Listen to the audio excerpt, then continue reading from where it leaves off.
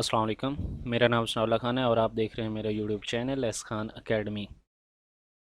आज हम question number 10 करेंगे। हमने मैट लैब के फाइनल पेपर के क्वेश्चन स्टार्ट किए हैं। क्वेश्चन नंबर 10 हम करेंगे। क्वेश्चन नंबर 10 में क्या कह रहा है?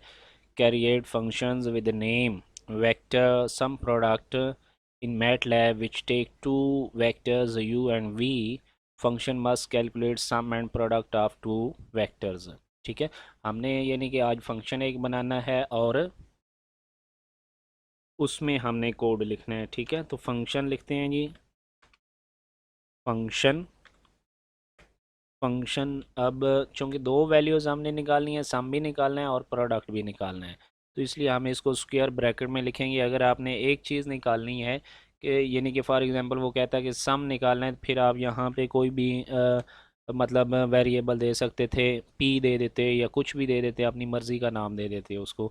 अब चूंकि दो वैल्यूज़ सम भी निकालना है प्रोडक्ट भी, इसलिए हम स्क्वायर ब्रैकेट यूज़ करेंगे। सम प्रोड इसको मैं यूज़ कर रहा हूँ। ठीक है, यहाँ पे ब्रैकेट आगे फंक्शन का नेम उसने क्या है? वेक्टर सम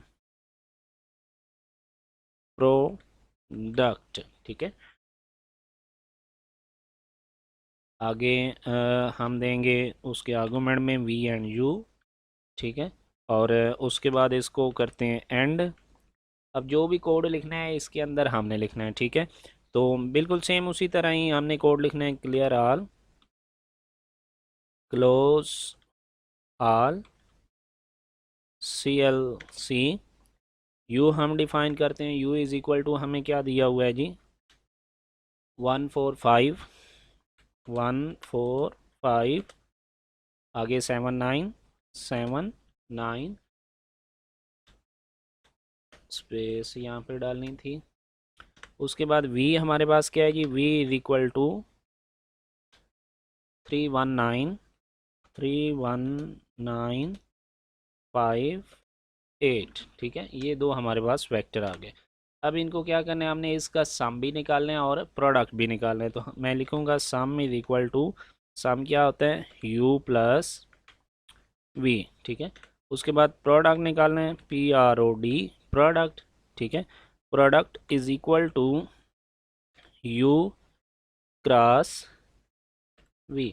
अब एक चीज़ मैंने आपको बताई थी कि जब हम वेक्टर को मल्टीप्लाई करते हैं तो हम उसको डायरेक्ट मल्टीप्लाई नहीं कर सकते, क्योंकि इनकी डायमेंशन सेम नहीं है।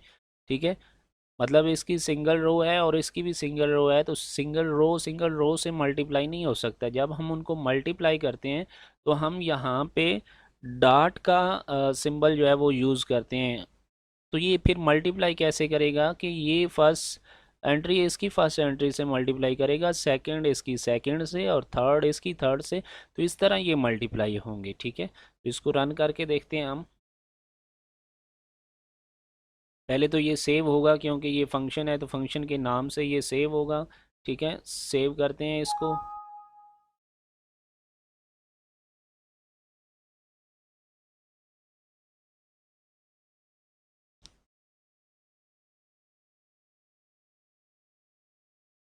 तो ये हमारे पास इसने आउटपुट दे दी है। ठीक है, मतलब ये यू था, वी था, उसका सम आ गया।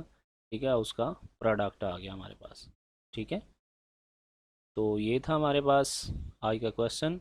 आई होप आपको क्वेश्चन की समझ आई होगी। अगर नहीं आई तो आप अगेन मुझसे पूछ सकते हैं। Thank you so much for watching. अल्लाह हाफिज़।